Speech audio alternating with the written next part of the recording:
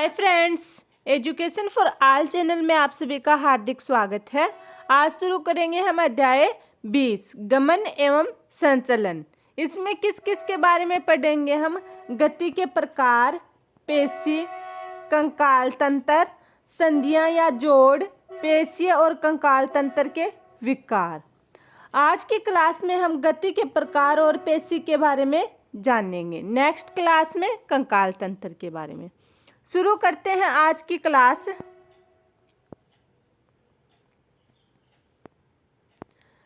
संचलन जीवों की एक महत्वपूर्ण विशेषता है।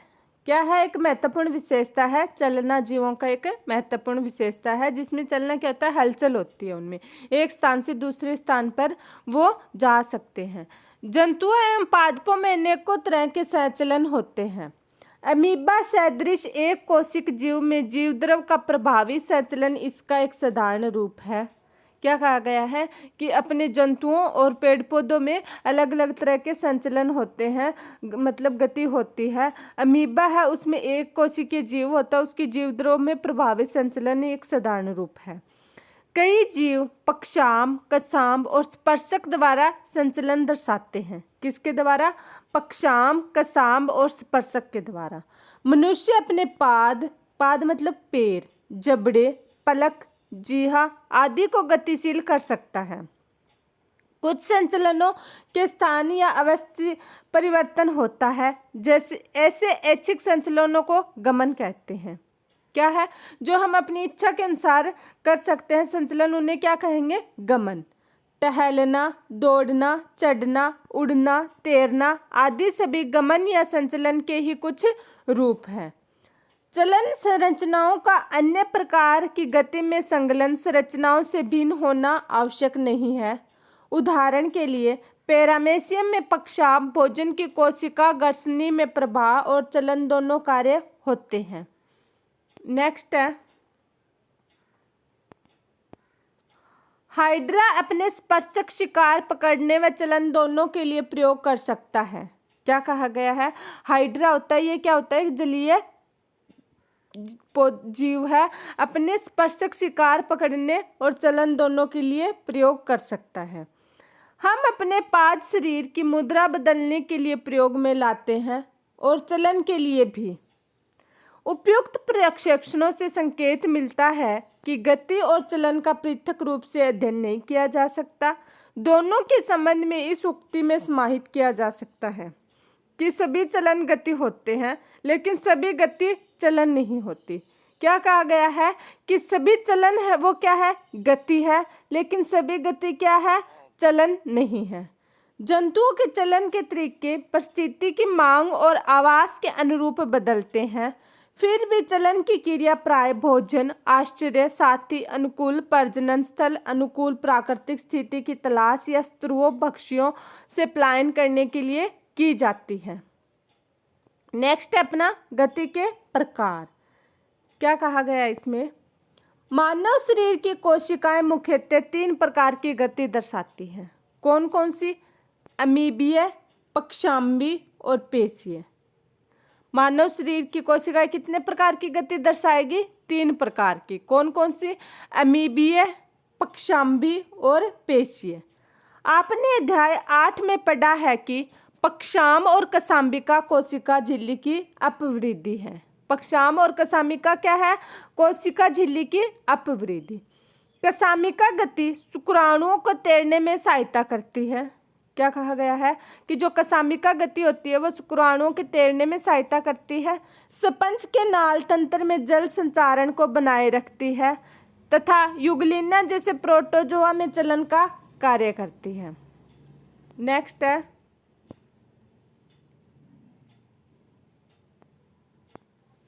हमारे शरीर में कुछ विशिष्ट कोशिकाएं जैसे महाभक्षाणु मैक्रोफेगस और श्वेताणु ल्यूकोसाइट्स रुधिर में अमीबीय गति प्रदर्शित करते हैं। कौन कौन से? महाभक्षाणु और श्वेताणु कौन सी गति को प्रदर्शित करेंगे? अमीबीय गति को। याद रखना है, महाभक्षाणु और श्वेताणु रुधिर मतलब अपने खून में अमीबीय गति को दर्शाते हैं। यह क्रिया जीवद्रव की प्रवाही गति द्वारा कुक्कुटपाद बनाकर की जाती है। अमीबा सदृश कोशिका कंकाल तंत्र जैसे सूक्ष्म तंतु भी अमीबीय गति में सहयोगी होते हैं। नेक्स्ट है, हमारे अधिकांश नलिकाकार अंगों में जो पक्षाम उपभित्ति से आसात्रित होते हैं पक्षाम गति होती है। श्वास नली में पक्षामों की समोन्नति गति से वायुमंडलीय वायु के साथ प्रवेश करने वाले धूल कणों एवं भ्राव पदार्थों को हटाने में मदद मिलती है। मादा प्रजनन मार्ग में डिम्ब का परिवहन पक्षाम गति की सहायता से ही होता है। अब पक्षाम गति कहाँ कहाँ होती है? अपने श्वास नली में, और प्रजनन मार्ग में कौन सी गति होगी? पक्षाम गति। और अमीबीय गति कहाँ पर होती है? महाभक्षाणु और श्वेताणुओं की रुधिर में। नेक्स्ट देखते हैं, हमारे पादों, जबड़ों, जीहा आदि की गति के लिए पेशीय गति आवश्यक है। क्या कहा गया है इसमें? अपने पैरों, जबड़ों, जीभ आदि के लिए कौन सी गति की आवश्यकता है? पेशीय गति की। पेशियां के संकुचन के गुण को प्रभावी उपयोग मनुष्य और अधिकांश बहुकोशिकीय जीवों के चलन और अन्य प्रकार की गतियों में होता है। चलन के लिए पेशीय, कंकाल और तंत्रिका तंत्र की पूर्ण समन्वित क्रिया की आवश्यकता होती है। इस अध्याय में आप पेशियों के प्रकार, उनकी संरचना, उनके संकुचन की क्रियाविधि और कंकाल तंत्र के महत्वपूर्ण पहलू के बारे में जानेंगे। नेक्स्ट है पेशी। इसमें क्या है? पेशी एक विशेष प्रकार का ऊतक है। क्या है? पेशी एक विशेष प्रकार का ऊतक है जिसकी उत्पत्ति अध्यजन स्तर से होती है। पेशी की उत्पत्ति कहाँ से होती है? अध्यजन स्तर से होती है। एक वयस्क मनुष्य के शरीर का भार का 40 से 50% हिस्सा पेशियों का होता है। कितने प्रतिशत? 40 से 50% हिस्सा पेशियों का होता है। इनके कई विशेष गुण होते हैं जैसे उत्तेजनशीलता, संकुचनशीलता, प्रसार्य एवं प्रत्यास्थता। कौन कौन से गुण हैं इनके? उत्तेजनशीलता, संकुचनशीलता, प्रसार्य एवं प्रत्यास्थता। पेशियों को भिन्न भिन्न आधारों पर वर्गीकृत किया गया है जैसे स्थापन, रंग रूप और उनकी क्रिया की नियमन पद्धति।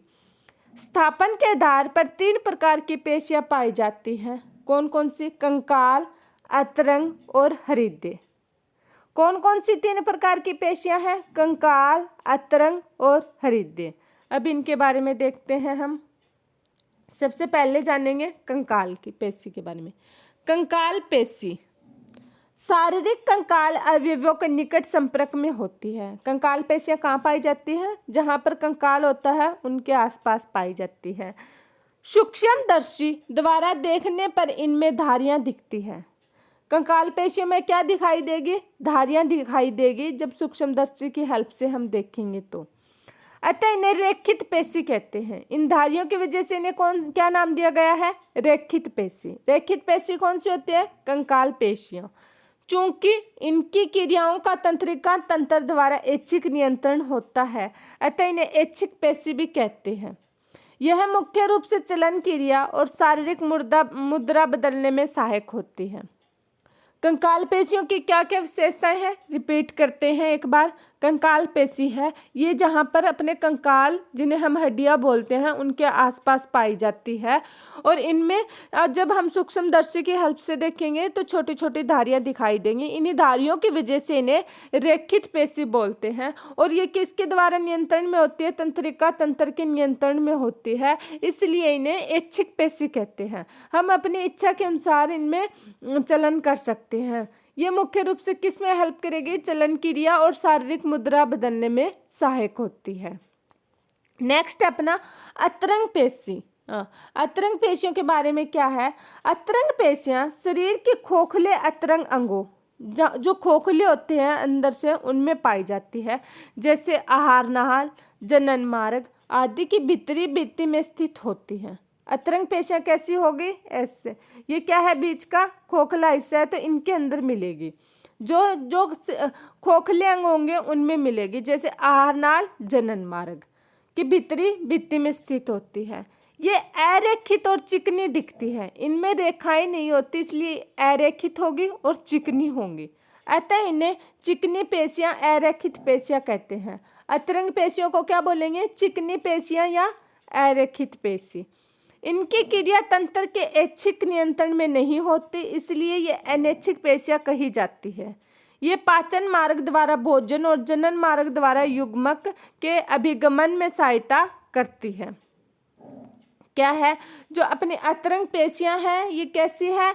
इनमें कोई रेखा नहीं होती, ये इसलिए अरेखित होंगी।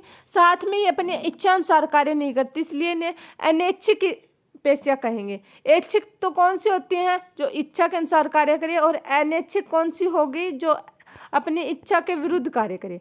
इसका एग्जाम्पल कैसे लेंगे हम? जैसे जब हम भोजन खाते हैं तो अपना कई बार हम कोई चीज़ को भोजन के अलावा टॉफ़ी को ले लेते हैं, कई बार हम टॉफ़ी लेते हैं, वो अपने मुंह में होती है, और जब अचानक से अंदर चले जाते हैं हम उसे वापस मुंह में लाने की कोशिश करते हैं, लेकिन वह नहीं आती, सीधा पेट में चली जाती है। हमारे इनके ऊपर नियंत्रण नहीं होता। आहार नाल में जब हमारे गले से नीचे भोजन या टॉफ़ी वगैरह कुछ उतर जाती है तो वो सीधा पेट में जाती है, हम अपनी इच्छा के अनुसार उसे वापस मुँह में नहीं ला सकते। तो यहाँ पर कौन सी पेशियां पाई जाती हैं? अतरंग पेशियां, और इन्हीं की वजह से ये गमन होता है। नेक्स्ट है अपनी हृदय पेशी। जैसा कि नाम से विदित है, हृदय पेशी, हृदय मतलब हृदय की पेशियां, हृदय की पेशियां। कई हृदय पेशी कोशिकाएं हृदय पेशी के गठन के लिए शाश्वत रचना में एकत्रित होती है। मतलब हृदय पेशी कहाँ पाई जाएगी? हृदय के अंदर, अपने दिल के अंदर। रंग रूप के आधार पर हृदय पेशियां रेखित होती है। क्या कहा गया है? रंग रूप के आधार पर हृदय पेशियां कैसी होगी? रेखित होंगी। ये अनैच्छिक स्वभाव की होती है, क्योंकि तंत्रिका तंत्र इनकी क्रियाओं को सीधे नियंत्रण नहीं करता। मतलब अपना हृदय है वो अपने आप धड़कता रहता है, अपना इन पर कोई कंट्रोल नहीं होता। कंकाल पेशी की संरचना और संकुचन क्रियाविधि को समझने के लिए हम इसका विस्तार से प्रशिक्षण करेंगे। हमारे शरीर में प्रत्येक गठित कंकाल पेशी कई पेशी बंडलों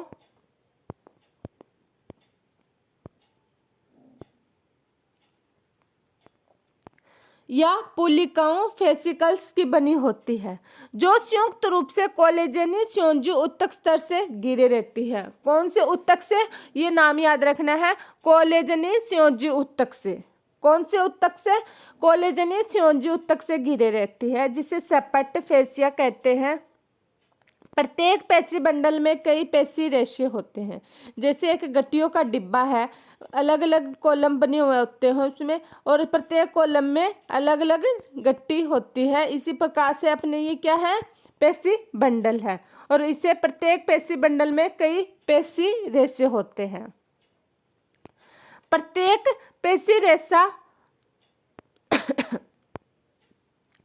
पेशी रेशा प्लाज्मा झिल्ली से आसात्रित रहता है, मतलब प्लाज्मा झिल्ली से घिरा रहता है। ये डायग्राम देख लेते हैं हम इसका।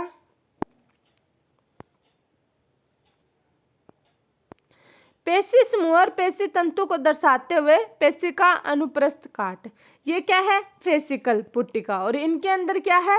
पेशी तंतु, जो ये दिखाई दिए गए हैं, ये क्या है? पेशी तंतु, सार्कोलिमा और रक्त कोशिका। पेशी तंतु के अंदर क्या है? सार्कोलिमा और रक्त कोशिका। आगे देखते हैं।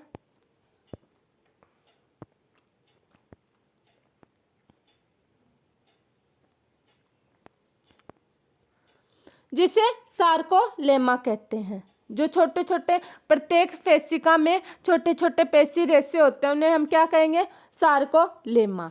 पेशी रेशा एक संकोशिका है, क्योंकि पेशी द्रव में कई केंद्रक होते हैं। क्या बताया गया है? पेशी रेशा है वो क्या है? एक सहकोशिका है, क्योंकि पेशी द्रव में कई केंद्रक होते हैं। अंतर्द्रव जालिका अर्थात पेशी रेशों के पेशी द्रव जालिका सार्कोप्लाज्मिक रेक्टिकुलम कैल्शियम आयनों का भंडार गृह है।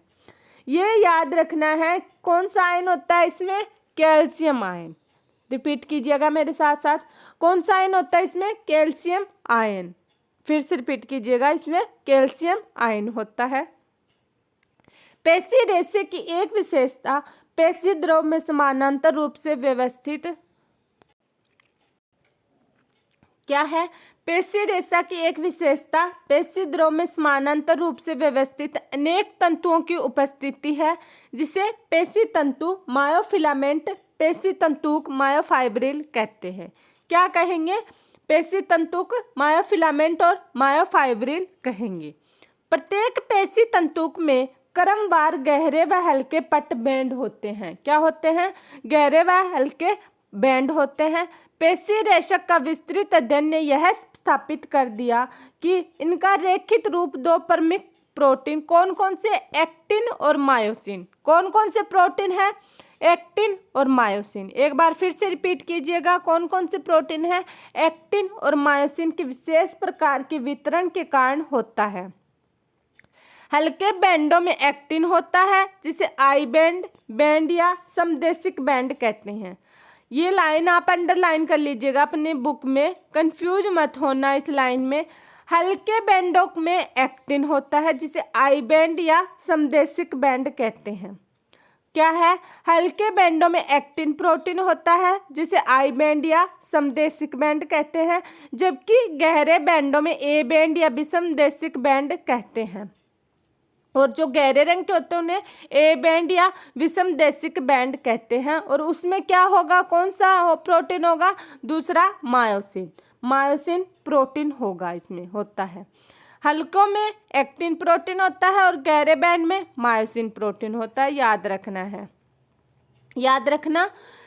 आई सिंगल नाम है तो एक्टिन एक हो गया, इसमें दो डंडे होंगे तो इसमें दो नाम से जुड़ा होगा मायोसिन। ऐसे करके कुछ याद रखना, अपनी ट्रिक बना लेना। नेक्स्ट है, इंपॉर्टेंट है ये एक्टिन और मायोसिन प्रोटीन। दोनों प्रोटीन छड़नुमा संरचनाओं में परस्पर समानांतर पेशी रेशक के अनुदैर्ध्य अक्ष के भी समानांतर व्यवस्थित होते हैं। क्या कहा गया इसमें? दोनों प्रोटीन है वो छड़नुमा संरचनाओं में परस्पर समानांतर पेशी रेशक के अनुदैर्ध्य अक्ष के भी समानांतर व्यवस्थित होते हैं। एक्टिन तंतु मायोसिन तंतुओं की तुलना में पतले होते हैं, अतः इन्हें क्रमशः पतले व मोटे तंतु कहते हैं। प्रत्येक आई बैंड के मध्य से द्विविभाजित करने वाली एक प्रत्यास्थ रेखा होती है, जिसे जेड रेखा कहते हैं। क्या कहा गया है? एक्टिन तंतु मायोसिन तंतुओं की तुलना में पतले होंगे, इन्हें पतले व मोटे तंतु कहते हैं। प्रत्येक आई बैंड के मध्य इसे द्विविभाजित करने वाली एक प्रत्यास्थ रेखा होती है, जिसे जेड रेखा कहते हैं। पतले तंतु जेड रेखा से दृढ़ता से जुड़े होते हैं। जो पतले तंतु होते हैं वो जेड रेखा से दृढ़ता से जुड़े होते हैं। ए बैंड के मोटे तंतु ए बैंड के मध्य एक पतली रेशेदार झिल्ली, जिसे अम रेखा कहते हैं। आई में जो बैंड जिससे जुड़े होते हैं उसे जेड रेखा बोलेंगे, और ए बैंड जिस रेखा से जुड़ा होगा उसे कौन सी रेखा बोलेंगे? अम रेखा बोलेंगे। पेशी रेशों की पूरी लंबाई में ए और आई बैंड एकांतर क्रम में व्यवस्थित होते हैं। पेशी रेशों की पूरी लंबाई में ए और आई बैंड एकांतर क्रम में व्यवस्थित होते हैं। दो अनक्रमित जेड रेखाओं के बीच स्थित पेशी रेशक का भाग एक संकुचनकारी इकाई बनाता है, जिसे सार्कोमियर कहते हैं। कौन सी इकाई बनाता है? सार्कोमियर इकाई। डायग्राम में देखेंगे हम। विश्राम अवस्था में पतले तंतुओं के सिरे दोनों और मोटे तंतुओं के बीच भाग को छोड़कर समांतर सिरों पर अतिछादित हो जाते हैं। क्या है? रेस्ट या विश्राम अवस्था में जो पतले तंतुओं के सिरे हैं वो दोनों और मोटे तंतुओं के बीच के भाग को छोड़कर समांतर सिरों पर अतिछादित होते हैं। नेक्स्ट देखते हैं।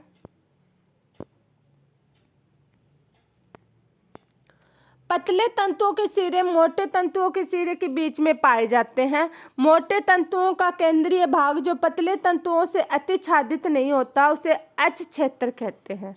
क्या कहलाएगा वो? अक्ष क्षेत्र। आगे है अपना संकुचनशील प्रोटीन की संरचना, इसको देखते हैं। प्रत्येक एक्टिन पतले तंतु एक दूसरे से सर्पिल रूप से कुंडलित दो एफ तंतुमय एक्टिनों का बना होता है। प्रत्येक एफ एक्टिन जी गोलाकार एक्टिन इकाइयों का बहुलक है। फिर से पढ़ लेते हैं, कंफ्यूज नहीं होना। प्रत्येक एक्टिन तंतु है वो दूसरे सर्पिल रूप से कुंडलित 2 एक्टिनों का बना होता है। मतलब 2 एक्टिन मिलकर एक एक्टिन बनाएगा। प्रत्येक प्रत्येक एफ एक्टिन जी एक्टिन इकाइयों का बहुलक है। एफ एक्टिन किसका बहुलक होगा? जी इकाइयों का। जी इकाइयों का बहुलक से एफ एक्टिन बनेगा और एफ एक्टिन से क्या बनेगा? पूरा एक पतला एक्टिन। एक दूसरे प्रोटीन ट्रोपोमाइसिन के 2 तंतु एफ एक्टिन के निकट पूरी लंबाई में जाते हैं। एक दूसरे प्रोटीन ट्रोपोमाइसिन, कौन सा प्रोटीन होगा? ट्रोपोमाइसिन के 2 तंतु एफ एक्टिन के निकट पूरी लंबाई में जाते हैं। एक जटिल ट्रोपोनिन प्रोटीन अणु ट्रोपोमाइसिन पर नियत अंतरालों पर पाई जाती है। और क्या है? एक जटिल ट्रोपोनिन, कौन सा प्रोटीन? जटिल ट्रोपोनिन प्रोटीन अणु ट्रोपोमाइसिन पर नियत अंतरालों पर पाई जाती है। विश्राम की अवस्था में ट्रोपोनिन की एक उप इकाई एक्टिन तंतुओं के मायोसिन के बंध बनाने में सक्रिय स्थानों को ढककर रखती है। ये डायग्राम 20.3 में दिखाया गया है। ये तो है अपना सार्कोमियर को, ए बैंड और जेड बैंड को दिखाने वाले, सार्कोमियर को दर्शाते हुए एक पेशी तंतु की संरचना, एक सार्कोमियर आरेख है। ये क्या दिखाई गई है इसमें? जेड रेखा, और यहाँ पे ये डार्क रूप से दिखाई गई है। यहाँ पर ये इसको अच्छे से दिखा दिया गया है। बीच का ए बैंड है और इसके खाली क्षेत्र को एच, ए बैंड में एच क्षेत्र पाएगा, आसपास का ये आई बैंड दिखाया गया है। नेक्स्ट अपना डायग्राम देखते हैं। एक्टिन तंतु एकल मायोसिन, ये क्या है? एफ एक्टिन, जो किससे बना है? जी के गोलाकार बहुलक से, मतलब जी गोलाकार बहुलक से मिला है। और इस पर ये क्या पाया जाता है? ट्रोपोमाइसिन। ट्रोपोमाइसिन के कुछ अंतरालों पर क्या पाया जाता है? Troponin protein. ये जो बुक में लिखा गया वो डायग्राम में बिल्कुल इजी से दिख रहा है कि एफ एक्टिन है वो जी बहुलकों से मिलकर बना हुआ, ये गोल गोल बॉल सी है, ये क्या है? जी बहुलक है, उससे एफ एक्टिन बनेगा। एफ एक्टिन के चारों ओर ट्रोपोमाइसिन प्रोटीन लगा हुआ है और ट्रोपोमाइसिन के ऊपर कुछ अंतरालों पर कहीं कहीं पर ट्रोपोनिन पाया जाता है, एक जटिल प्रोटीन है। ये आगे इसका क्या है? एकल मायोसिन। ये क्या है? एटीपी संयोजन योजी स्थल, यहाँ पर एटीपी योजी स्थल है, एक्टिन योजी स्थल, शीर्ष क्रॉस भुजा। आगे इसके बारे में पढ़ते हैं।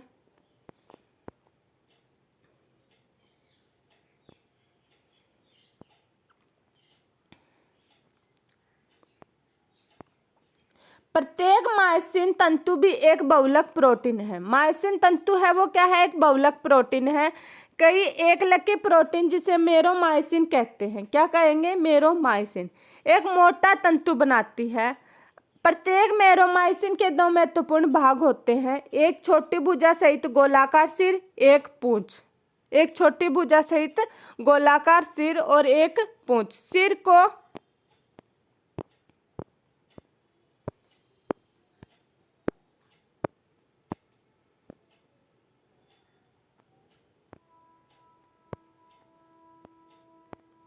भारी मेरोमायोसिन, हेवी मेरोमायोसिन और पूंछ को हल्का मेरोमायोसिन, लाइट मेरोमायोसिन कहते हैं। मेरोमायोसिन अवयव अर्थात सिर एवं छोटी भुजा पर नियत दूरी में तथा आपस में एक नियत दूरी कोण पर ए तंतु पर बाहर की तरफ उभरे होता है, जिसे क्रॉस भुजा, क्रॉस आर्म कहते हैं। गोलाकार सिर एक सक्रिय एटीपीएज एंजाइम है। इसमें एटीपी के बंधन स्थान तथा एक्टिन के लिए सक्रिय स्थान होते हैं। नेक्स्ट अपना पेशी संकुचन की क्रियाविधि, इसको देखते हैं।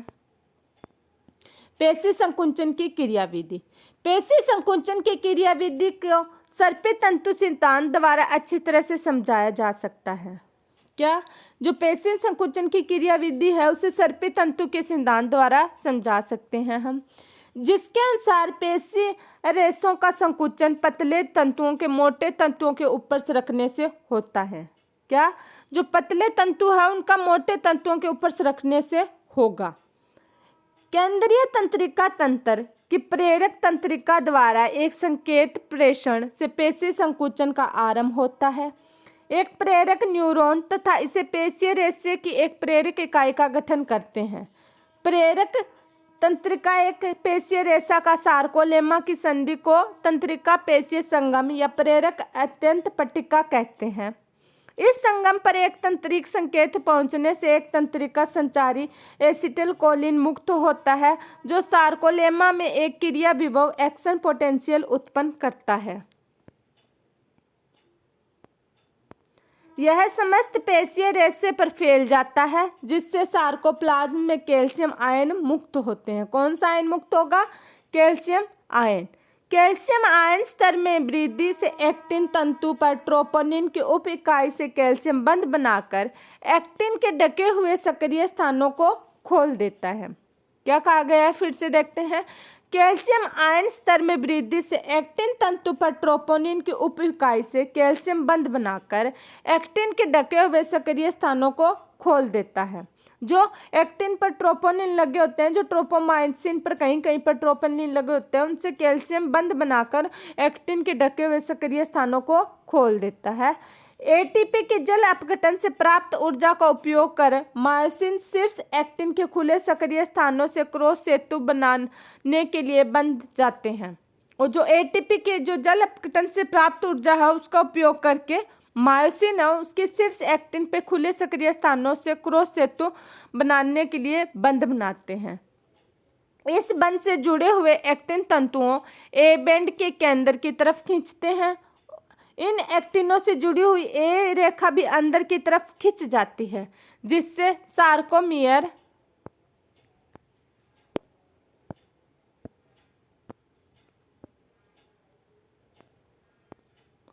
छोटा हो जाता है, अर्थात संकुचित हो जाता है। ऊपर के चरणों से स्पष्ट है कि पेशी का छोटा होते समय अर्थात संकुचन के समय आई बैंडों की लंबाई कम हो जाती है, जबकि ए बैंडों की लंबाई जो की त्यों रहती है। क्या है इसमें? आई बैंडों की लंबाई कम होगी और ए बैंडों की लंबाई जो की त्यों रहेगी। एडीपी और P2 मुक्त कर मायोसिन विश्राम अवस्था में वापस चला जाता है। एक नए एटीपी के बंधने से क्रॉस सेतु टूटते हैं। मायोसिन शीर्ष एटीपी को अपघटित कर पेशी की ओर संकुचन के लिए क्रिया दोहराते हैं, किंतु तंत्रिका संवेगी के समाप्त हो जाने पर सार्कोप्लाज्मिक रेटिकुलम द्वारा कैल्शियम आयन के अवशोषण से एक्टिन स्थलय पुनः ढक जाते हैं। इसके फलस्वरूप जेड रेखाएं अपने मूल स्थान पर वापस हो जाती है, अर्थात स्थिलन हो जाता है। विभिन्न पेशियों में रेशों की प्रतिक्रिया अवधि में अंतर हो सकता है। पेशियों के बार बार उत्तेजित होने पर उनमें ग्लाइकोजन के अवायवीय विघटन से लैक्टिक अम्ल का जमाव होने लगता है, जिससे थकान श्रांति होती है। इम्पोर्टेंट लाइन है, पेशियों के बार बार उत्तेजित होने पर ग्लाइकोजन के अवायवीय विखंडन से लैक्टिक अम्ल ग्लाइकोजन के अवायवीय विखंडन से लैक्टिक अम्ल का जमाव होने लगता है, जिससे थकान होती है। जब हम ज़्यादा योगा या व्यायाम कर लेते हैं, हमारी पेशियों में जकड़न सी आ जाती है, वो कई देर तक दर्द सा करती है। वो किसकी वजह से होता है? उनमें लैक्टिक अम्ल जमा हो जाता है। पेशी में ऑक्सीजन भंडारित करने वाला लाल रंग का एक मायोग्लोबिन होता है। कुछ पेशियों में मायोग्लोबिन की मात्रा ज़्यादा होती है, जिससे वो लाल रंग के दिखते हैं। क्या है? जिन पेशियों में मायोग्लोबिन की मात्रा ज़्यादा होगी वो क्या होंगे? लाल रंग के दिखेंगे। जैसे पर्वतों पर अपने जो पहाड़ी इलाकों के लोग होते हैं, उनका रंग थोड़ा लाल लाल सा होगा, सफ़ेद होने की बजाय लाल लाल होगा, क्योंकि उनमें मायोग्लोबिन ज़्यादा होता है। उन्हें ऑक्सीजन की ज़्यादा ज़रूरत होती है, पहाड़ों पर रहते हैं तो इसीलिए उनका रंग ज़्यादा लाल लाल सा होता है। आप कभी जम्मू साइड के, हिमाचल प्रदेश के साइड के लोगों को देखना, उनके रंग में ललाई होती है। ऐसी पेशियों को लाल पेशियां कहते हैं। ऐसी पेशियों में माइटोकॉन्ड्रिया अधिक होता है, जो एटीपी का निर्माण हेतु ने भंडारित ऑक्सीजन की बड़ी मात्रा का उपयोग कर सकती है। क्या है? जो लाल रंग की पेशियां दिखाई देती हैं, उनमें किसकी मात्रा ज़्यादा होगी? माइटोकॉन्ड्रिया की। और माइटोकॉन्ड्रिया का क्या काम होता है? ज़्यादा से ज़्यादा एटीपी का निर्माण करना। इसलिए इन पेशियों को वायुजीवी पेशियां भी कह सकते हैं। दूसरी तरफ कुछ पेशियों में मायोग्लोबिन की बहुत कम मात्रा पाई जाती है, जिससे वह हल्के रंग की अथवा श्वेत प्रतीत होती है। ये श्वेत पेशियां हैं, इनमें माइटोकॉन्ड्रिया तो अल्पसंख्यक होती है, लेकिन पेशी द्रव जालिका अत्यधिक मात्रा में होती है। ये अवायवीय विधि द्वारा ऊर्जा प्राप्त करती है। ये इनके बैंड दिखाए गए हैं। नेक्स्ट डायग्राम को देखते हैं हम। ये वाला हमने देख लिया, इसको देखते हैं। क्रॉस सेतु बनाने की अवस्थाएं शीर्ष का घूर्णन तथा क्रॉस सेतु टूटना। ये क्या है? एक्टिन तंतु है। यहाँ पर एडीपी पी है। फिर क्या है? एक्टिन तंतु है, इस पे हो गया ये मायोसिन शीर्ष पे, इस तरह से थोड़ा खड़ा हो गया, क्रॉस सेतु बना लिया, क्रॉस सेतु का बनना। फिर संपूर्ण घूर्णन, ये थोड़ा और मुड़ गया, और फिर क्रॉस सेतु का टूटना, फिर से अपनी अवस्था में आ गया। ये क्या है? पेशियों को क्रिया। आगे उसके बैंड का डायग्राम देखते हैं।